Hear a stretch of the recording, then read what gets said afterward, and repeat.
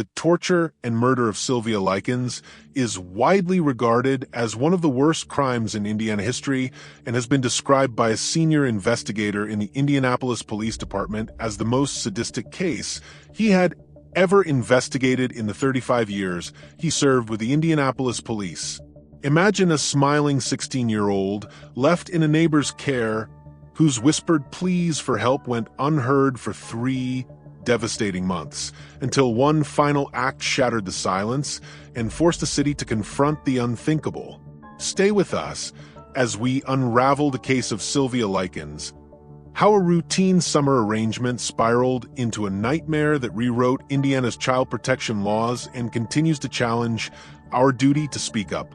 Welcome to True Crime Chronicle, where we serve you with true crime stories that keep you at the edge of your seat and make you wonder the kind of evil that lurks within the hearts of men. Please like, subscribe, and turn on the notification bell for more true crime stories. Having done that, now let's ride into mystery together. In the humid summer of 1965, a 16-year-old girl named Sylvia Likens arrived at the doorstep of 3850 East New York Street in Indianapolis, expecting nothing more than a temporary home. Her parents, carnival workers, had entrusted her safety to Gertrude Baniszewski, a neighbor who promised shelter and care for a modest weekly fee. But as the days turned into weeks, small acts of unkindness emerged, cracks in the promise of caregiving that few around Sylvia were willing to acknowledge. Neighbors heard muffled cries and saw bruises blossoming on her skin, yet most convinced themselves it was a private family matter. Inside that unassuming house, rules of restraint and obedience gave way to escalating demands, and each new order chipped away at Sylvia's sense of safety. She was deprived of meals, burned with scalding water, and compelled to perform demeaning tasks, punishments that unfolded over 3 long months. Through warped justifications, Gertrude and her accomplices defended each act, weaving a network of lies that ensnared every observer. Meanwhile, Sylvia's younger sister, Jenny, watched helplessly, at times forced into complicity, her own voice silenced by dread. By October of that year, Sylvia had endured more than 150 separate wounds, each one a silent testament to the extremity of the abuse.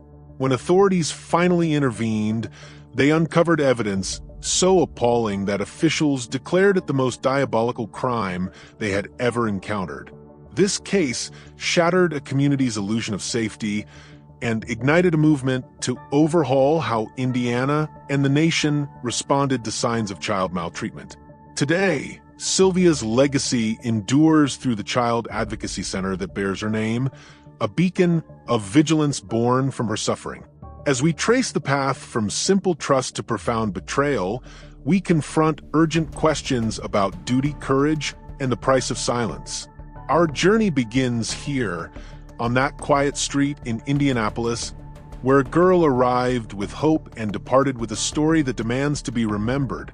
Even the legal system, unprepared for such cruelty, struggled to grasp how neighbors could turn on a helpless child, setting the stage for a trial that would echo through the years. Sylvia Marie Likens was born on January 3, 1949, the middle child of carnival workers Lester and Betty Likens, and was described by friends as responsible, outgoing, and keenly aware of others' feelings.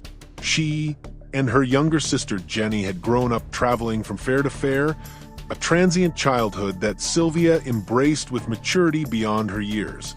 By the summer of 1965, at age 16, Sylvia had completed her sophomore year of high school and was looking forward to a stable home life while her parents worked the carnival circuit.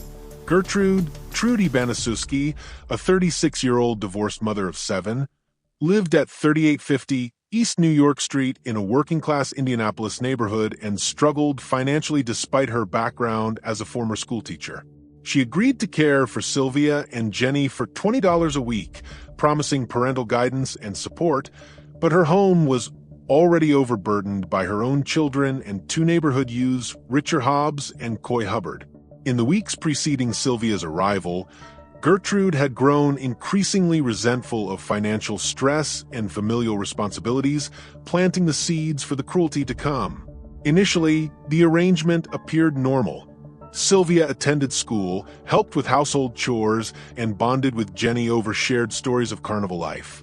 But by late June, Gertrude began to criticize Sylvia's housekeeping and cooking, claiming the food was spoiled and accusing Sylvia of insubordination, criticisms that escalated in severity with each passing day. Neighbors reported hearing raised voices and the occasional crash of dishes, but assumed the disputes were typical parental reprimands, not signs of systematic abuse.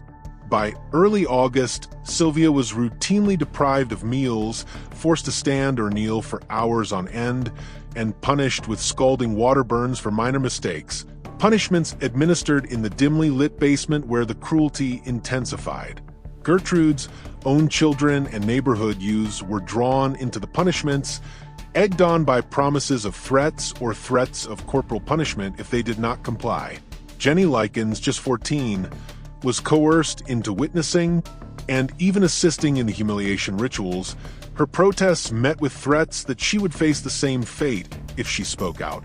As summer waned, Sylvia's bruises darkened and her body weakened from malnutrition, yet Gertrude continued to justify each new indignity as discipline went awry. The abuse of Sylvia Likens began almost immediately after her arrival, unfolding over 3 brutal months of calculated torment. Gertrude Baniszewski and her children first punished Sylvia with withheld meals and forced chores, then escalated to physical assaults, beatings, burns, and ligature marks whenever she failed to satisfy arbitrary rules. These punishments took place most often in the dim basement of 3850 East New York Street, where the lack of daylight mirrored the cruelty inflicted above. Neighborhood youths and Baniszewski's own offspring were recruited, incentivized with candy or threatened with violence if they refused, turning the household into a theater of collective cruelty. As Sylvia's injuries multiplied, scalding water burns, cigarette burns, and repeated blunt force trauma, her body weakened from chronic malnutrition and dehydration.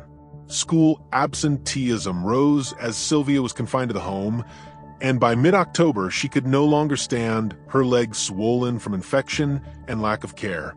On October 25, 1965, a final fatal assault occurred.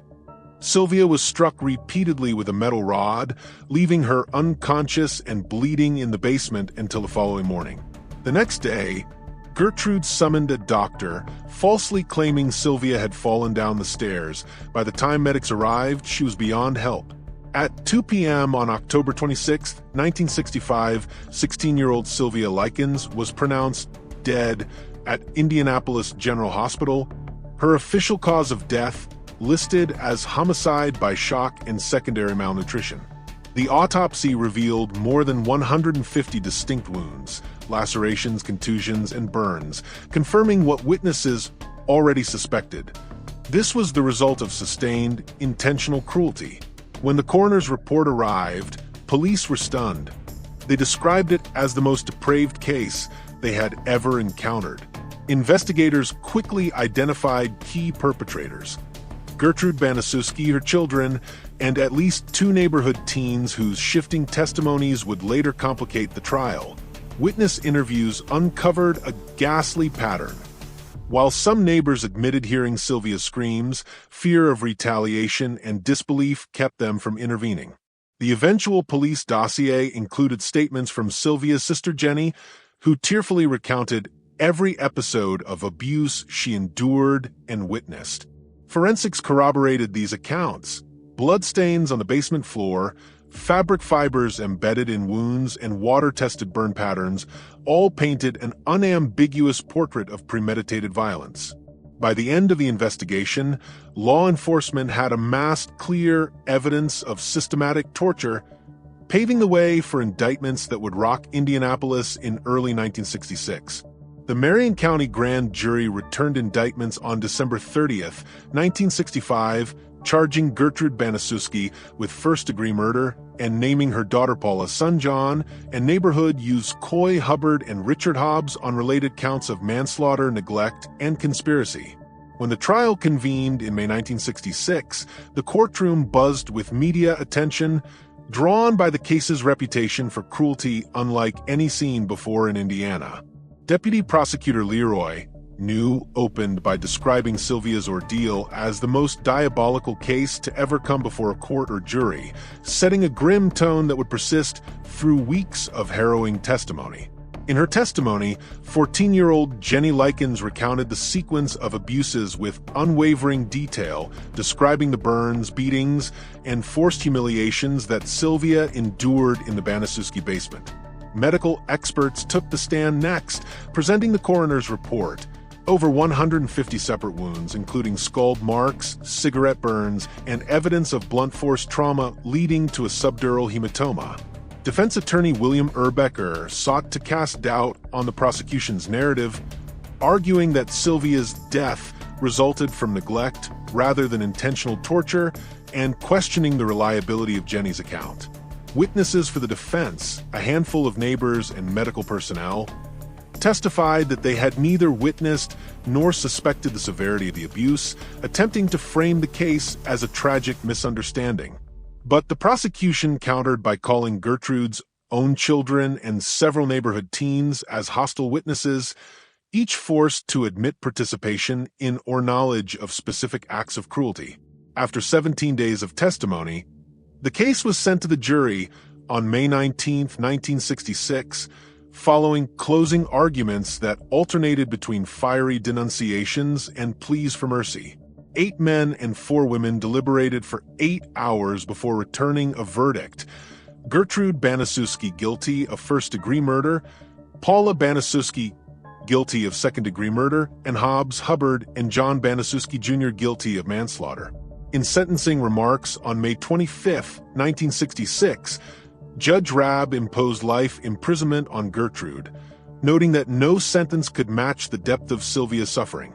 Paula received a second-degree murder sentence and was released on parole in 1972, while the 3 teen defendants served terms of 2 to 21 years before their parole in early 1968.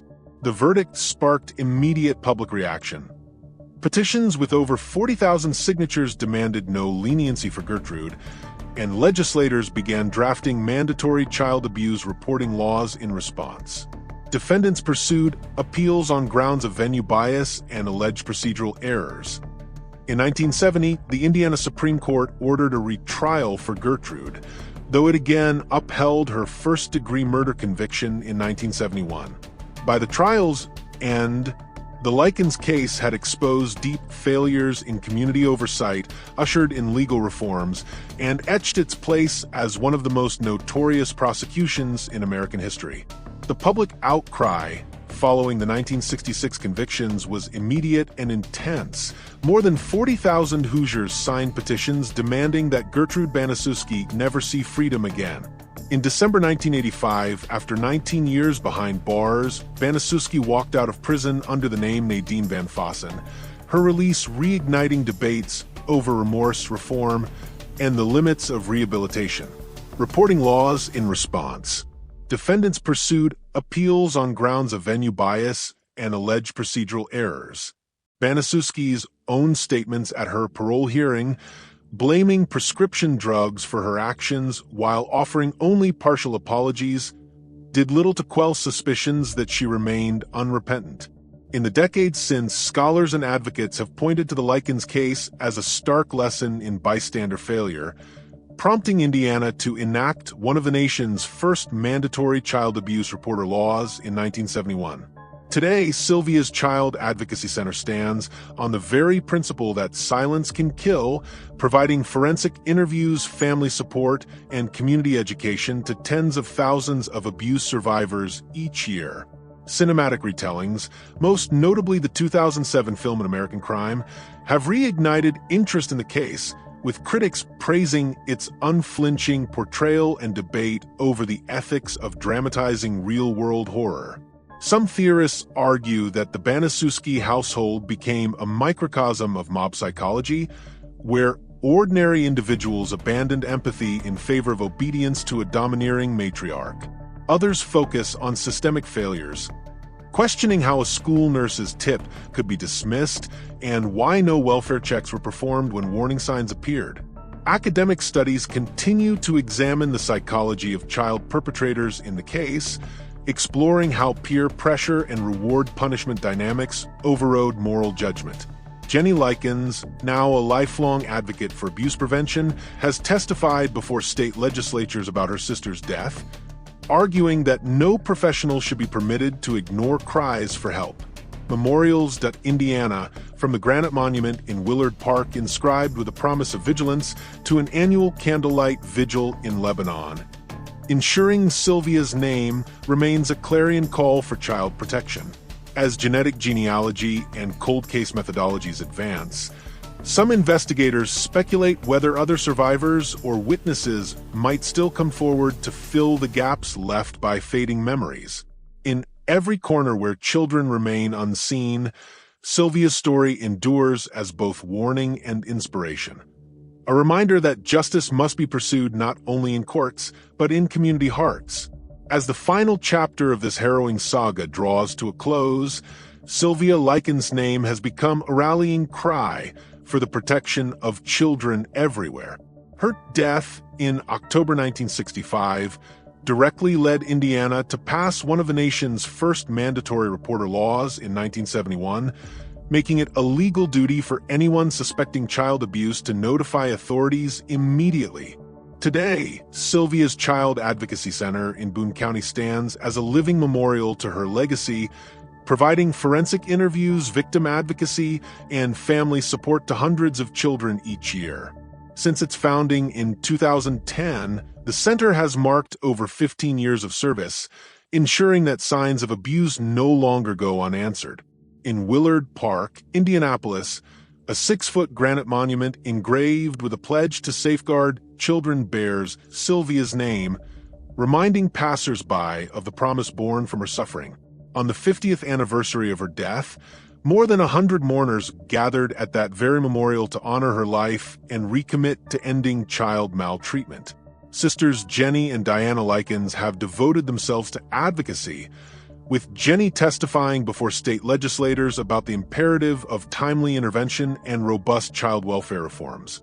Cultural retellings, from the Emmy-nominated film An American Crime to best-selling true crime podcasts, continue to examine not just the brutality of her ordeal, but the community's collective failure to protect her.